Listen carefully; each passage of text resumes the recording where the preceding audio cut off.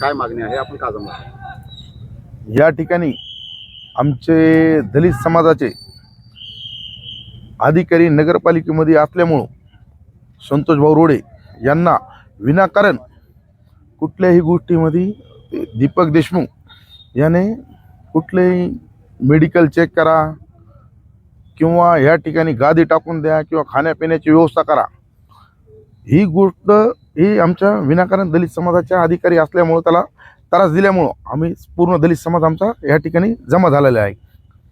विनाकारण आमच्या दलित समाजाच्या अधिकाऱ्याला टार्गेट केल्यामुळं आम्ही जमा झालो आहोत. त्यांचं म्हणणं असं आहे की ज्यावेळेस ते इथं आले होते त्यावेळेस संतोष रोडे साहेब तिथं आले, त्यांचं बोलणं झालं, पण ते दारू पिलेले होते आणि त्यांनी कोणाला तरी फोन केला, त्याच्यानंतर ते म्हणले की याची आम्हाला हे विनाकारण खूप माझ्यासारखं करत आहे, असं त्याचं म्हणणं होतं काय? मग आणि आम्ही आता संतोष रोडे यांना बोललो आम्ही, ते म्हणले मेडिकल चेक करा म्हणत ना, ती तयार आहेत ना, ती तयार आहेत. आणि ह्याला गादी खुर्च्या हे ते इथं द्यायच्या, त्याला खायला प्यायला इथं बाहेर लावू ना म्हणा, त्याला दीपक देशमुखला इथं बाहेर गादी खुर्च्या लावून इथं पांघरून हातरून पांघरून घेऊन झोपणार, नाहीतर सगळ्या पूर्ण परळी शहरामधल्या जे उमेदवार आहेत त्यांची सगळ्याची व्यवस्था करावं लागेल ना, इथं झोपण्याची खाण्याची पिण्याची व्यवस्था नगरपालिकेमध्ये. हे एकला लाड काय इथं नगरपालिकेमध्ये एकला झोपायला खायला प्यायला द्यायला.